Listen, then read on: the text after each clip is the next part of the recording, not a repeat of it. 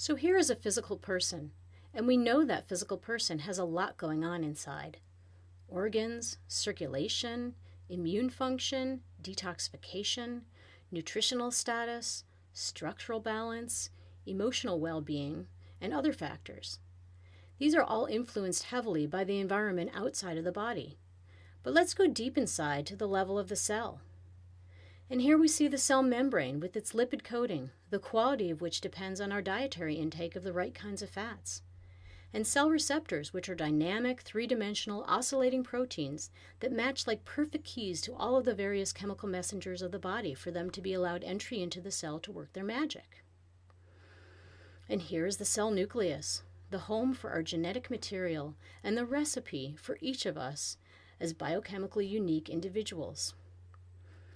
And here is a mitochondrion, which we can use as an example of the intimate connection between the outside world and the tiny cell. A major determinant of the physical energy that you are feeling right now is determined by the number and health status of your mitochondria, which are influenced by environmental factors such as nutrition, toxicity, and exercise. So the microcosm is influenced by the macrocosm, and vice versa.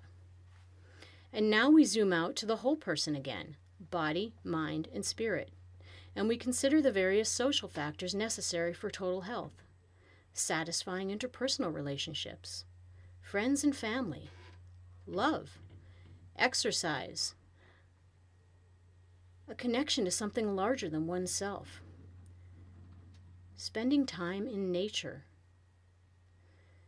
and access to education.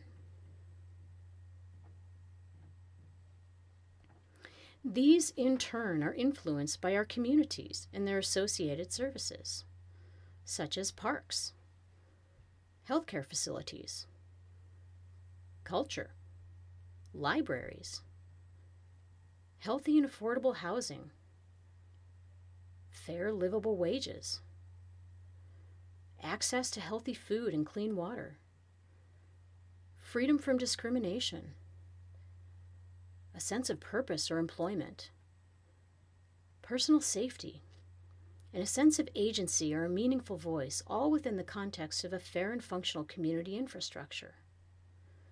At the planetary level, we know that all of the factors that determine planetary health determine personal health and community health as well.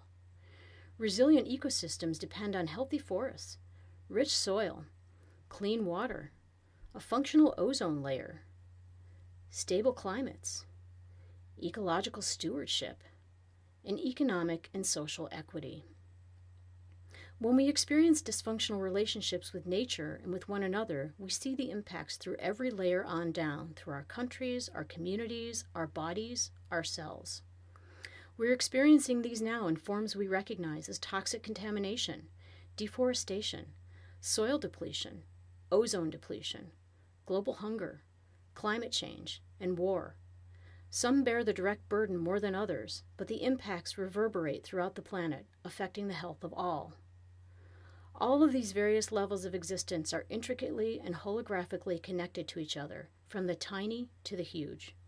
If our cells are unhealthy, our planet is unhealthy, and if our planet is unhealthy, our communities are unhealthy.